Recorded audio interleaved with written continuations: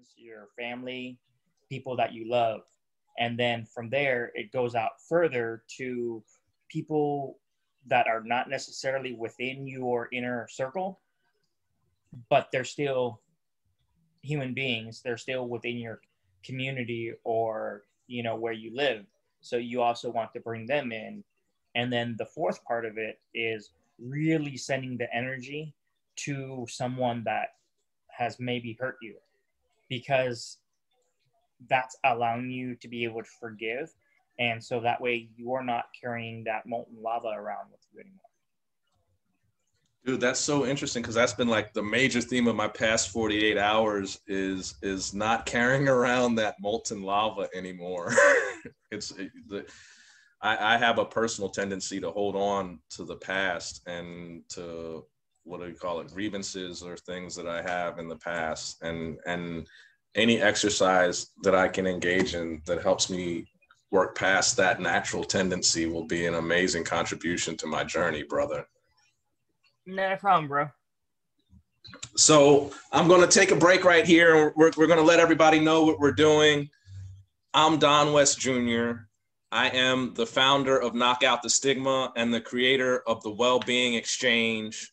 And I'm also a non-combat U.S. Navy veteran, if you didn't know. And I am so pleased and honored today to have my man, Michael Nguyen, with me. He is up in Sacramento. He is an amazing individual. He is currently a peer specialist for the Sacramento Veterans Administration, helping our vets up in the Sacramento area. What's up, Michael? How are you doing today, my man? I'm doing good, my brother. It's always good to see you. It's been a while since our peer specialist training class, but and you've already touched off on my first question, because my first question I always like to ask a guest is, tell the audience that's joining us, how do we meet each other? Tell them how you remember us meeting. So Don and I were in the peer specialist training class, cohort 27 at the West LA. The West LA VA was putting it in a program for us, and Don has the certificate of completion for the peer specialist training. And in that group, there was 5 of us that were veterans. And so we bonded together and we shared. And it's been a great journey, and I still keep in contact with a number of them besides Don. I'm always checking in on my other veteran brothers and sisters that were in the group. And that's one of the themes that we're going to touch on. It's about the connection and the connectivity. And one of our previous peer profiles that we did here on the Wellbeing Exchange, a guy named Cedric Wells was our guest, and he was talking about it's really important to stay connected, right? And one of my favorite experiences in my life was boot camp, because I had this bond with the other 81 men that were in my boot camp company. I was in an all-male boot camp company in San Diego. And I had this amazing bond with them. And I actually cried the night we left boot camp. And I find it really intriguing that the only group of people that I have no connection with in any way on Facebook, Instagram, is that group of people that I love so much in boot camp. And I don't know why that is, but that connection is missing. And it's important that we have these connections, and then we know that we're not alone and we're able to support one another. So in your work up in Sacramento as a peer specialist, tell people what it is that you do and what you're doing for veterans up there. So as a peer specialist, my whole goal is to basically empower our veterans. And the way that I do it is usually through the whole health modality. And what I mean is, with the whole health modality, as a peer specialist, I'm a part of their treatment team. And so I'll sit down with the veteran and I'll be all like, okay, bro, or okay, sis, this is the options, or these are the treatments that, your treatment team is prescribing or suggesting to you. So which one do you want to take a look at? and put it in their court for them to choose what they want to do with their treatment. And that might mean like, okay, we try this for 6 months and see how it's working for you. If you don't like it after 6 months or however long you want to try it, then we'll address the issue again and go, okay, let's try something else. But right now I'm a part of the primary care mental health integrations team. So basically that means when a veteran comes into their primary care health doctor, if they say they have anxiety, depression, or PTSD symptoms kind of surfacing or coming up, and they can't get into general mental health to get treatment yet, then we're kind of like a bridge program for them. We do short sessions where it's 4 to 8 sessions only, where your typical, like say general mental health, like if you're doing cognitive behavioral therapy or cognitive processing therapy, that's usually a 12-week commitment, where ours is usually anywhere from 4 to 8 sessions. And so right now, due to the COVID situation, we're not seeing people necessarily face to face. So I now run every single Monday at 10 o'clock in the morning to 11 o'clock. I run a VVC group, which is a video connect group, through a platform that the VA uses similar to Zoom, but more secure. And so we hop on and we talk about coping skills for COVID. And we'll talk about like, hey, what are the current like video platforms that you can use to communicate with family? Or, hey, have you thought about doing a drive-by visit? You know, it's not the same thing as being able to physically hug your grandchildren or your kids or whatever, but, you know, you're driving by their house, honking the horn, and they can come out to like their front porch and you're on the sidewalk and be able to see each other and communicate with each other. Or, for instance, telling them like, hey, let's stick a calendar up or a map up, close your eyes, point to the map, and wherever your finger lands, that's where you're going to go, because right now we can't travel anywhere. So you can download video of that and watch the video just like if you were to travel there. You know, complete tangent, but right on point with what you're saying. A friend of mine said, dude, last night I watched an 8-hour video of a person walking around someplace in Greece. And he was like, it was amazing. He said he didn't say a word. He just carried his camera and went for a walk through some small town in Greece. And so to your point, if somebody's interested in going to France or going to Africa or going somewhere in South America or coming here where I'm at in Laguna Beach, there's videos on YouTube and on the internet where you can go there and have the experience and get a little bit of relief from this COVID period. Yeah. And also, one of the other things that I suggest to some of my veterans is, because a lot of them might not have the chance to go to national parks right now. So right now, like National Geographic, and if you actually go to the national parks page, you can actually sign up for video tours of Yellowstone. Like a live video tour? Yeah. So basically there's a park ranger out there with a GoPro or a camera, and they're walking around and talking and sharing with you about the national park. And so, I'm going to be so unproductive this week. You're messing up my week, dog. You're messing up my week. That's awesome. You know, and just coming up with ideas for them, like having a date night, because some of my veterans have been married to their spouse for like 30, 40 years, you know, and so their spouse can basically complete their sentences. But, you know, now that we're in COVID situation, they're spending a lot more time with their spouse. They don't know what to talk about, you know? So one of the suggestions is like, have a game night. You don't need to talk while you're playing games, you know? Or puzzles. have, puzzles, or have a movie night. Or if you want to talk to your spouse, why don't you guys look at some books? Pick a book that both of you guys have not read, read the book, and then discuss about it. A couples book group. Hello. Yep. Those are amazing ideas. I'm taking notes. So our group gets together every Monday, and we have a number that fluctuates, but usually it's a solid 9 people that are in there every single week.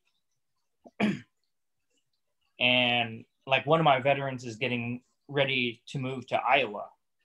And I just saw him yesterday. A number of us got together at a Denny's and broke bread together just for me to support them a little bit. And he was just all like, yo, bro, I'm so glad, to be in the group. And I just hope that they have something like this in Iowa. And he's all like, I'm holding on to your number because if they don't have anything in Iowa, I'm still going to be calling you. I'm still going to be calling into the group. And I was all like, that's cool, bro. So now you have me curious about how the VA is handling this. So this group that you do on Monday, the people that can come to your group, are they only people that are affiliated with the Sacramento VA, or could somebody from the Pittsburgh VA or the Long Beach VA come to your group? Yeah, it's only SAC VA because they have to be registered in the VA system for me to be able to input them into the virtual care manager. But if I switch over to WebEx, then it's a pretty much set thing, and more people can call in, or they can do it by telephone, or they can do it by video. And it's not dependent on location. And that's what your comment just had me thinking, because I know that there's people that are going to see this that are not in Sacramento, right? They're going to be in Mississippi, or they're going to be in San Diego or Oakland, wherever they are in the country or the world. And one of the goals of the Wellbeing Exchange is to connect and create these connections. And with the power, we're doing this interview on Zoom, and you mentioned WebEx and GoToMeeting. There's all these virtual platforms, and then the VA has their secure platform. There's all these platforms for connection, and the goal is for us, specifically for those in the peer community, to be able to connect and take our lived experience out to the world for those seeking well-being. And I know in our check-in before we started the recording, you were telling me that you have other endeavors outside of your VA experience. Can you touch on that and tell us what you're doing outside of just what you do with the VA? What else is Michael Nguyen up to? So there's a lot of things I'm actually up to. Hit on all of them. If they're XXX, we'll bleep it out and send them over to Wellbeing After Dark, and they can talk about that. So one of the things is I've gotten involved at Capital Christian Church, which is a Assembly of God church. And the pastor of my church actually is the gentleman that wanted to understand homelessness. And so he went out on the street and was homeless for 2 weeks, living on the streets and getting that experience of what it is to be homeless. Walking in a man's shoes. What are some of the challenges that the homeless face? And so that's one of the biggest things that our church does, is we do a lot with the homeless ministry. And like our church, every 4th Sunday, we have a grocery giveaway where people can just drive up to the church. We'll have two people like load some bags of grocery, prepackaged bags of grocery, into their car at no charge to them. And one person is talking with them and asking them, hey, is there any prayers that you need this week? Or, can we pray for you? And that goes on every 4th Sunday of the month. And then outside of that, I'm also involved. I'm the Veterans Outreach Coordinator for the Mission Continues. And the Mission Continues is a veteran service organization that gives back to our communities through service projects. And so we try to help beautify our areas of the city that we come from by giving back to the community and giving back to others by helping nonprofits or schools. Like when I was in LA, I was a part of the Mission Continues LA group. And one of our biggest schools, or one of our biggest partners, was the LA Unified School District. So we would get together with the LA Unified School District and look at some of their schools that might not have funding for a lot of maintenance, or they need painting and things like that. And so we would connect with our community partners and bring out volunteers to that school and help paint the school, or paint the basketball court, or build an outside garden for the kids to be able to learn how to do outside gardening, or build an outside classroom for them. You know, but at the same time, it's allowing veterans to connect and not isolate. And as a part of our healing, we know that when we don't just think about ourselves and we think about others, that helps us be able to focus on our healing a little bit more, because we're not only thinking about what our problems are. You know, we're able to put our problems down for a little bit, even if it's for a brief moment, to think about somebody else. Connecting, esteemable acts, and being of service to others. Those are like, that's like a triple pack pie of well-being benefit for somebody that engages that, right? Because they're doing something to help others, they're connecting with others, and they go home and they're like, I did something good today. Yeah. So like you were saying that you're going to be giving a sermon on November 8th. Week. Yeah, November 8th. So November 7th, I'm driving back to LA because of the simple fact that the Mission Continues. I sent you a link to it also, bro. The Mission Continues has an event that they're doing in collaborations with the Dodgers over at the apartment complex that Volunteers of America runs, which is right next to downtown LA. So I saw the link, and I'm going to put it, it's right here. This is the link to the event on November 7th in LA. Yeah. So yeah, I'm gonna be back in LA for that event, most definitely. I haven't seen some of my LA peeps in a while. So, and some of my LA peeps keeps going like, hey dude, when are you coming back to LA? Well, I haven't seen you in a while, and now I know you're coming. And while I was interested versus committed, now that I know you're actually going to be physically present, I'm moving into the committed column, because I want to be a part of learning more about the organization and their mission. But I want to see you, and I'm into connecting. I need to get some esteemable acts under my belt, and I definitely need to be of service as we go into this next week, because there's going to be some interesting events and fallout no matter what happens out in the world.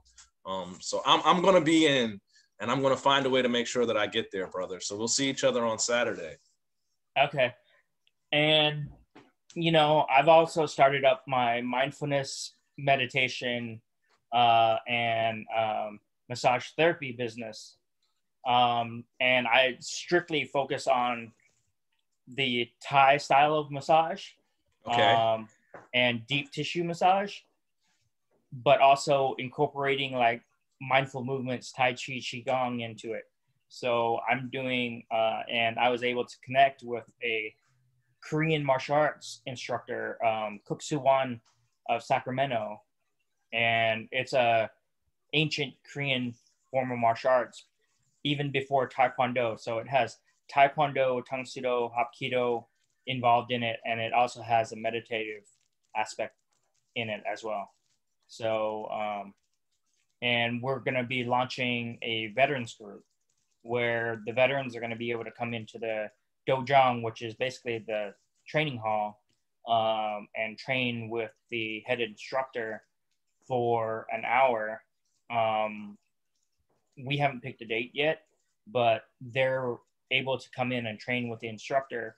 And then at the end of the night, we're going to have a campfire where we kind of like circle up on the mat and we kind of just open up and share with each other, like, hey, what's going on with us today. And I told the chief instructor, I was all like, I don't want the veterans to start talking about, oh, you know, when I was back in theater, when I was over there, da da da da.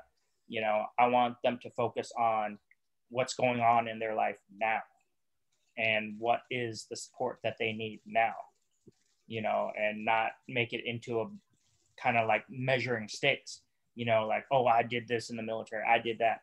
It's great and all, but that doesn't really help us in our healing. So, wow. I got to figure out where I want to go. I have like 17 questions that I want to ask all at the same time. Okay, so with your massage therapy business, obviously massage therapy is a physical touch modality, and that doesn't allow for a virtual engagement. But in your mindfulness business and in your mindfulness practice as a peer specialist, have you thought about, or do you have any virtual applications for people to engage your expertise and your lived experience in the virtual sense? Well, the thing is, like, my groups that I do on the Monday VVC group, there's always a component. So we usually share about whatever is going on, whatever coping skills or whatever we need help with. And then usually the last 10, 15 minutes is usually dedicated to me leading a guided meditation, ending with the Native American flute. So I play the Native American flute at the very end and just have everybody sit, and from moving from the guided meditation into the Native American flute. And then we just close out the session with the Native American flute. And then I circle around to, okay, how was that? What's going on? What came up for you during that space? And then we end the session. And then Wednesdays, I work with Women's Health. It's collaboration with Women's Health. And the VVC group is called Spiritual Journey to Emotional and Physical Well-Being. And so Wednesday's class is 45 minutes of either myself teaching Tai Chi, Qigong, or mindful movements, going into a 15-minute guided meditation, ending with the Native American flute. My co-facilitator, she does the tapping. So once a month, she'll come in and do a tapping, like 45 minutes of tapping to help relieve stress and stuff like that. And I'll take care of the guided meditation and the Native American flute playing. And then once a month, we have a yoga instructor that is going to be coming in, and she's going to take care of the 45 minutes of yoga instruction, and then and then I'll take care of the mindfulness and the flute playing. And I just was asked at work to join like the employee wellness committee and be a part of the whole health process at work as well. And we're getting ready to possibly on Fridays offer a beginner's mind to mindfulness and meditation.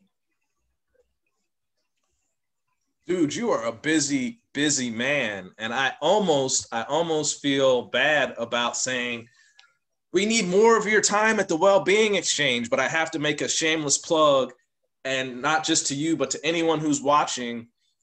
The Wellbeing Exchange is a place for people to connect and to increase their own well-being, empower their own well-being. And you just mentioned a whole bunch of modalities that you're talented in and gifted in. And it's an open invitation to you, sir, to come into the Wellbeing Exchange, and hopefully we can help you facilitate a virtual group that does exactly what you just said within the Wellbeing Exchange, and help people that aren't in the Sacramento area connect and get these really gifted modalities. And you just rattled off like 4 modalities in one session that you offer, and one of the groups that you do. So let's back up, because I told you I had 17 questions. Let's back up a whole bunch, and start with your veteran experience. You're a veteran. Tell it, how are you qualified as a veteran? Let's start there. So I served in the Navy. I was in during Desert Storm, Desert Shield, and ended basically my time in the service in '95. And that kind of brings me to another point, because of the fact that during the time that I was in, I was a corpsman, which is basically a combat medic. And I was attached with some special operations units. But then the other side of it, which is probably going to make me a lot busier coming up soon, is some of my friends at work have been pushing or gently nudging me in the direction of challenging for my LVN boards. And I like because it. of the fact that I'm a corpsman, I can challenge my LVN boards and get my licensure as an LVN, and then basically do the bridge program in about a year or 2 years to go from LVN to RN. And then there's also an additional certification that I can get as an RN if I wanted to focus on nursing in a different way, where I want to incorporate like the mindfulness, the Tai Chi, Qigong. And we all know about the holistic nursing. So yeah, a number of my friends were kind of gently nudging me in that direction, which I'm looking into schools right now. So you just made a statement that people are like, we don't know. You said we all know about holistic nursing. Yeah. Break that down. I don't know. So I know Bob over there in Arkansas didn't know either. Did you, Bob? Did you know? What is holistic nursing? So holistic nursing is, besides of our modalities of, the Western medicine modality of doing nursing, taking blood pressure, all that.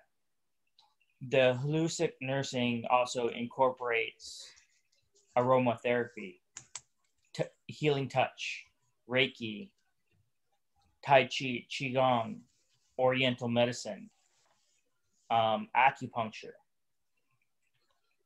And would that be kind of the equivalent of a neuropathic doctor in terms of a nurse that is incorporating the non-Western? So yeah.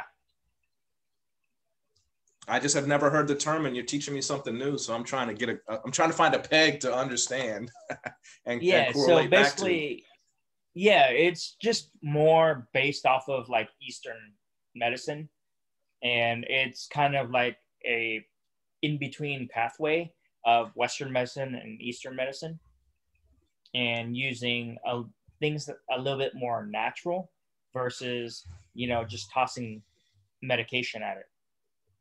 Which is a whole conversation in and of itself, because some people, what do they say? If you only have a hammer, everything's a nail, right? And some people, all they have is a script pad, so they don't have any other tools in their toolbox. So they're just hammering on nails everywhere they go. Script for that, script for that, script for that. And I'm not downing pills, but pills are not the answer to everything. There's other answers out there.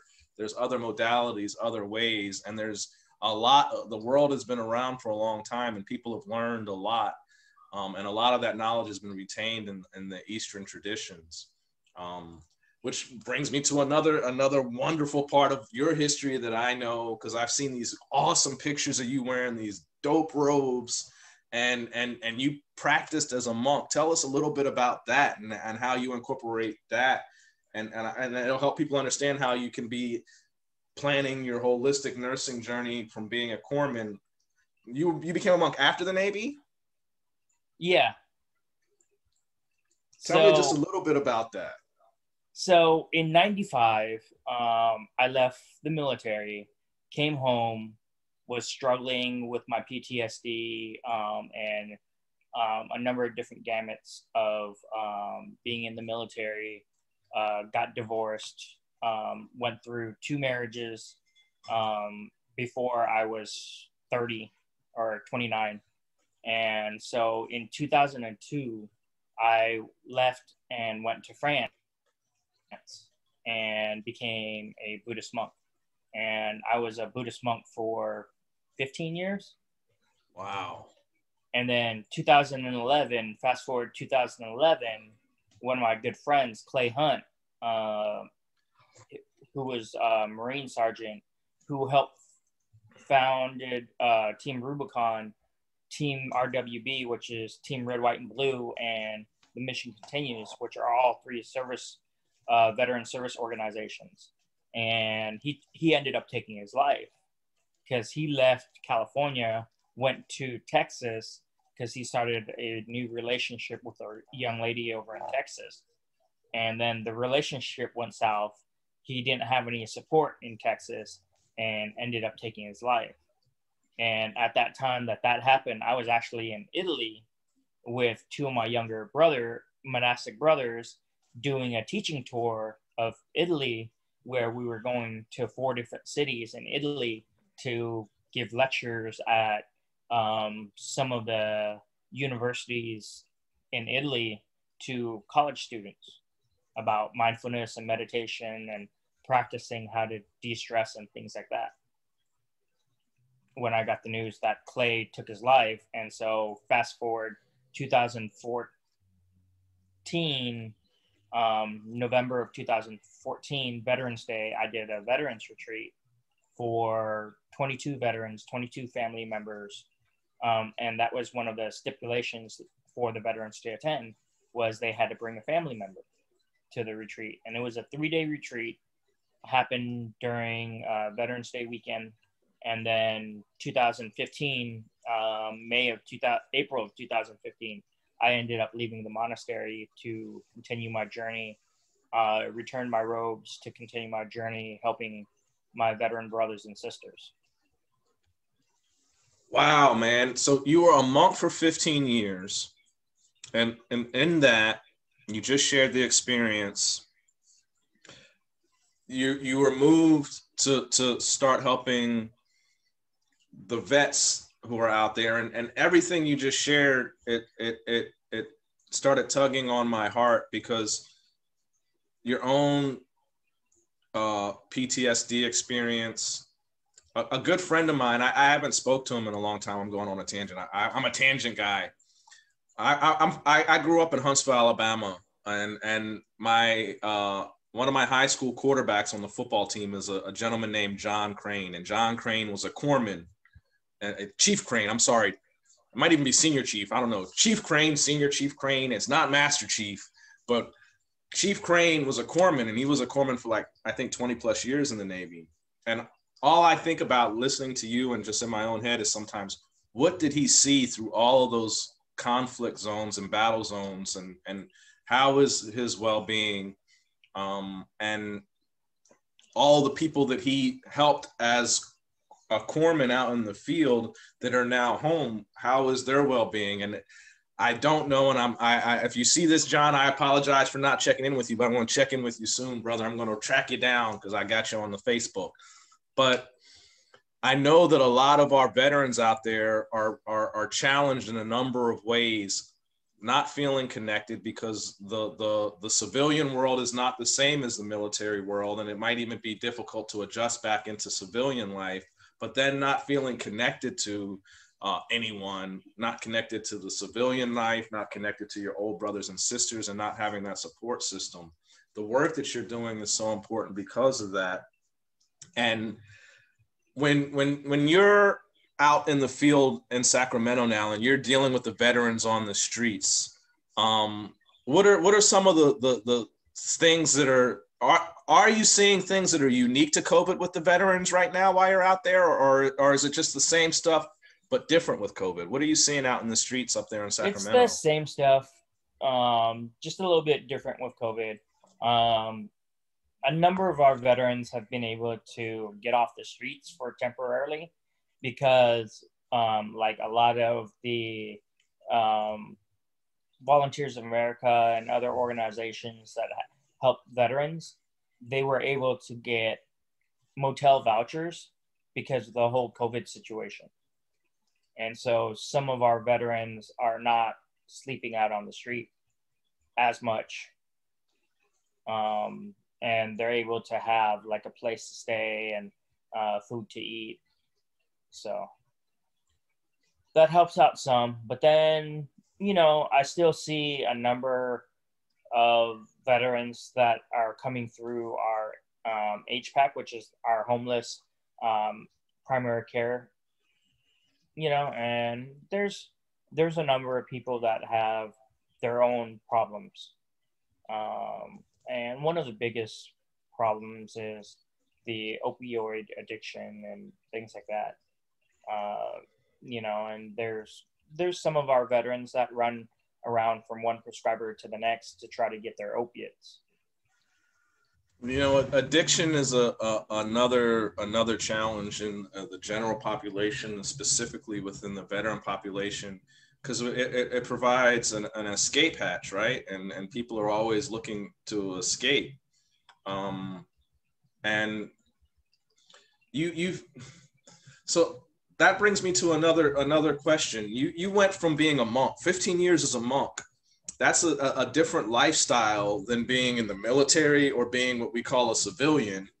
And I'm assuming that a lot of being a monk is about focusing on your inner world and your journey. I've never been a monk. I've only seen movies and read books, but in that there was a shift that took place where you stepped out of that lane.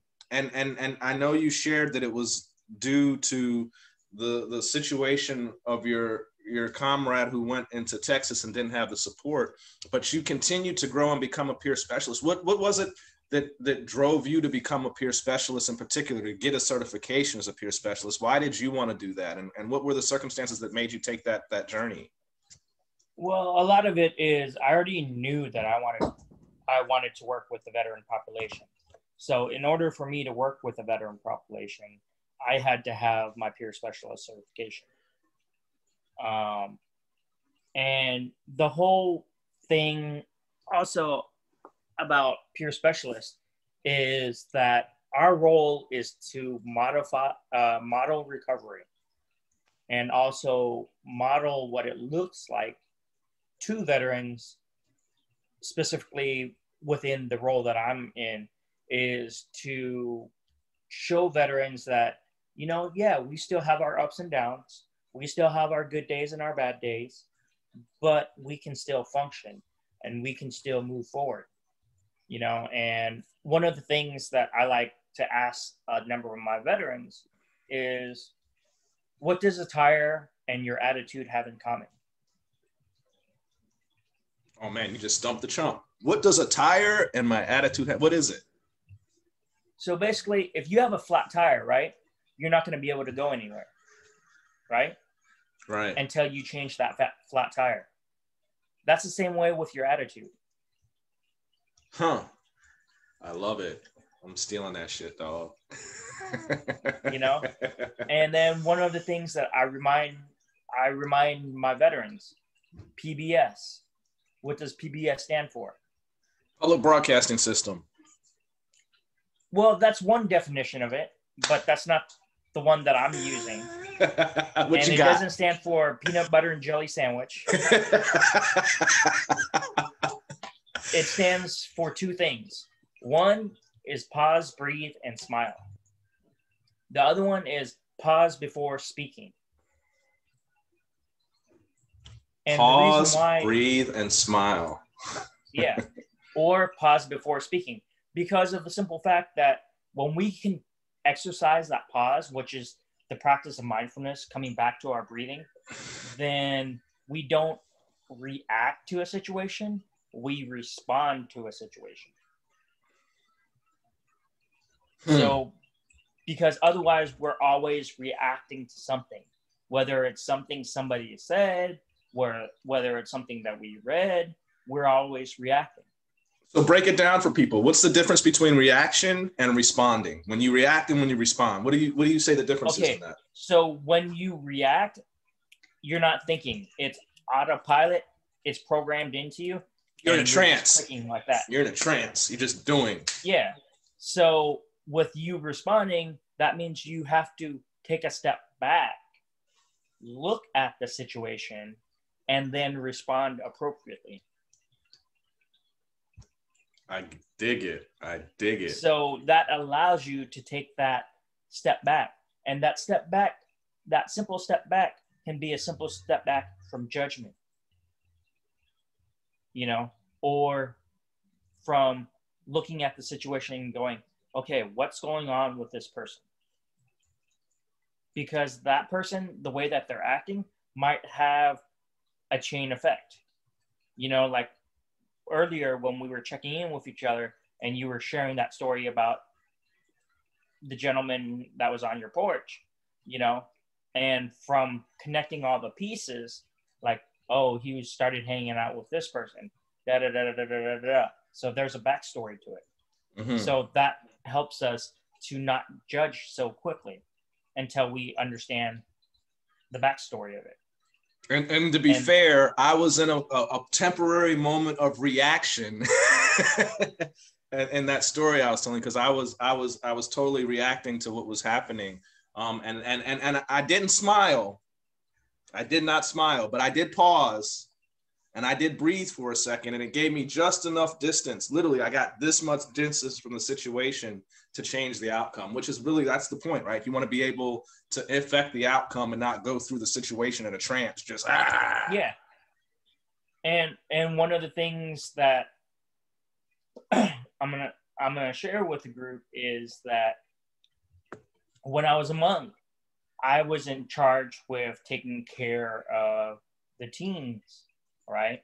That came there every single summer. And so one of my other monastic brothers and myself, because of the fact that we know Aikido, we decided to do a training for the kids on like Aikido, which is a Japanese form of martial arts. And when we were doing that, there was a young adult about 19 or 20 years old. And of course he saw that there was girls there. So he wanted to show off in front of the girls. And so he decided to rush me. And I saw myself kind of starting to step into my stance and saw myself starting to go through my programming of my martial arts training as well as my military training of assessing where the weak points were. But then I was able to breathe, pause and breathe and go, okay, is it really worth it? Because I already was, if I really wanted to commit, I would have been able to break his kneecaps, no problem. You know, right. But I stopped myself and I was all like, okay, breathe. How were you when you were 19, 20 years old? You know, there's girls around. He's trying to show off. So, of course, you're the martial arts instructor. He's going to try to rush you. And if he can take you down, then, you know, he's going to be able to show off in front of the girls. So I was all like, okay, we already got that assessed. The next thing is, are you okay with letting go of your pride? Because you know, if he takes you down, everybody's gonna be all like, "Brother Bear, God, take it down." You know, I hear it. Yeah, you know. So it was kind of like, "Are you okay with letting your pride go?" Okay, I was all like, "Check." Wow. So he rushed me. We went to the ground, but while we were on the ground, I also did a reverse wrist lock on him to let him know that, hey, dude, if this continues, you might end up getting hurt. But it allowed him to save face and, you know, and to show off a little bit in front of the girls. And so we got back up and he walked away and he was just all like, yeah. And I was all like, okay, whatever. But you know? you literally just described, you paused and breathed, and it gave you just this much space to prevent from him having some busted kneecaps and having a funny walk for the rest of his life. Oh yeah, you know, and that's the thing, is taking ourselves out of the objective and being able to take a step back and watching it from an observer point from outside. And that's Dude, what the pause, breathe, and smile is. that book right there over my shoulder is called The Observer's Chair. Oh, okay. And the Observer's Chair, I have it up there because once that book gave me ownership. I'm the observer. And when I got ownership of that, I was the observer, it became like a muscle in my mind that I could start working. And and now my observer muscle, it's getting stronger. And that pause that I need to pause and breathe. And now I'm gonna, if you see me back up, you better take a step back and give me another second, get an extra breath.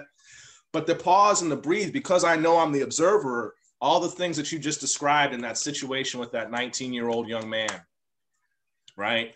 You do and it's now, again, it's not reacting. I'm able to go through all these things, even though, like you said, your body, you shifted your stance, you probably shifted your weight a little bit, and you probably had your hip cocked and was ready to dispatch a whole lot of energy into his weak point. And I find myself making assessments, the things that you're trained in the military and life, they don't disappear. I'm in a room, I clear rooms. I spent time on Camp Pendleton working with the Marines, and I clear rooms like in my head. I'm walking in, I'm close to the wall. I don't know why, it's a restaurant, but I'm clearing the room just in case.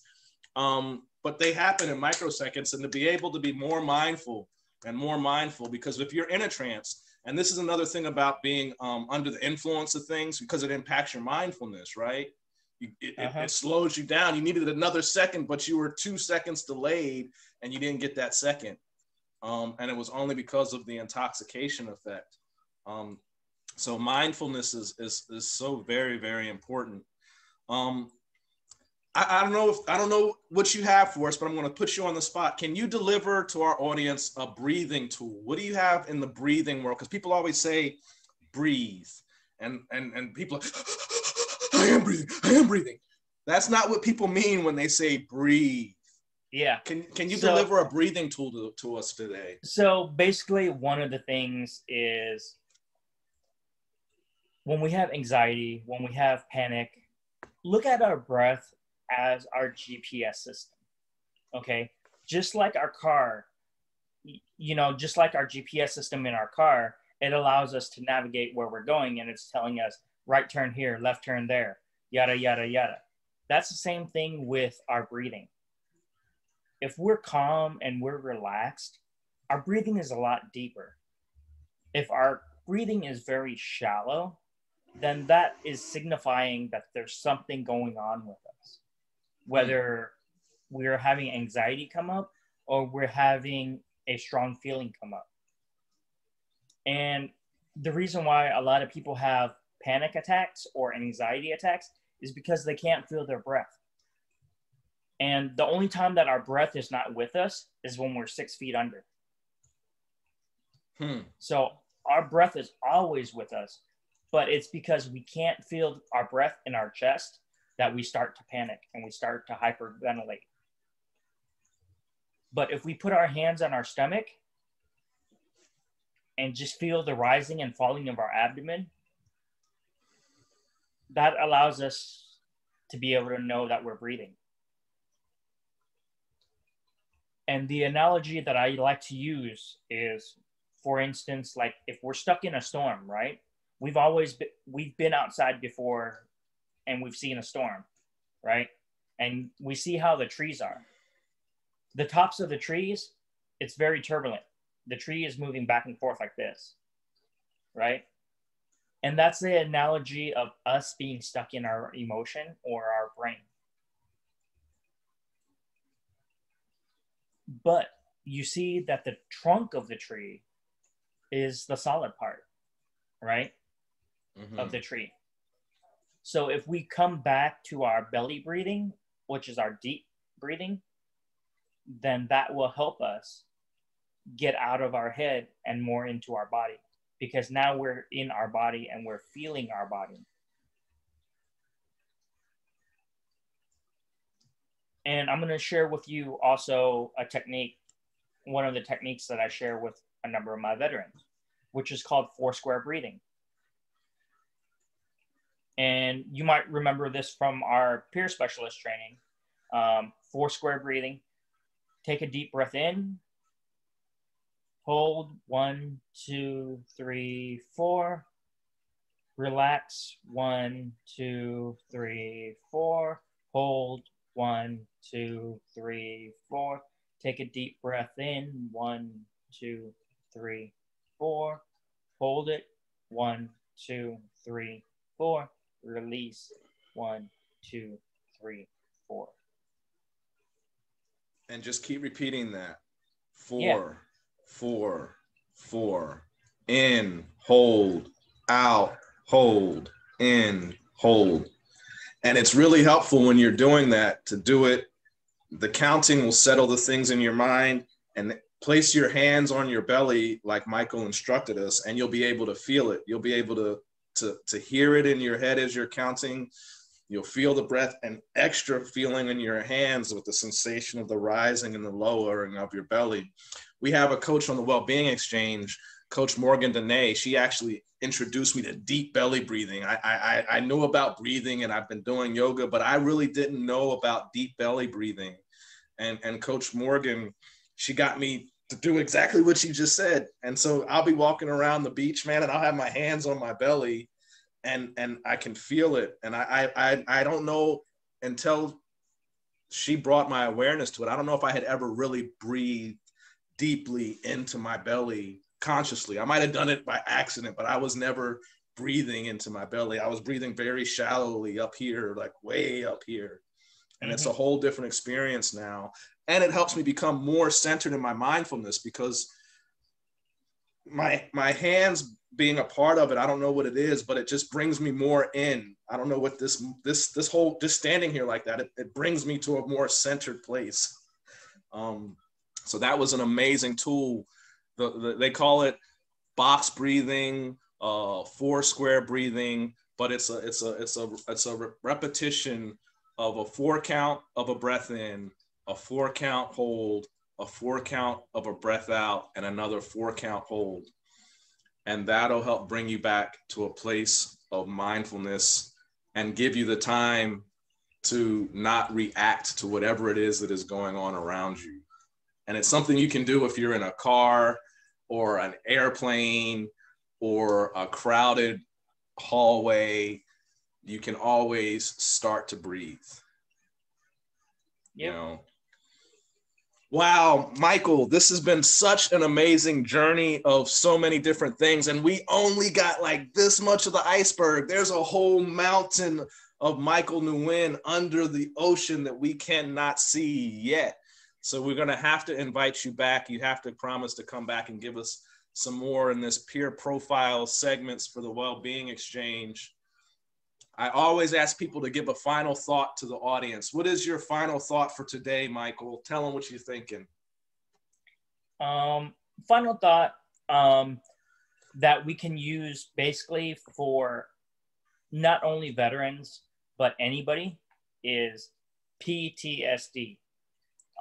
We normally have a negative connotation of PTSD, but I want to put a spin on it, and the P stands for positive thinking.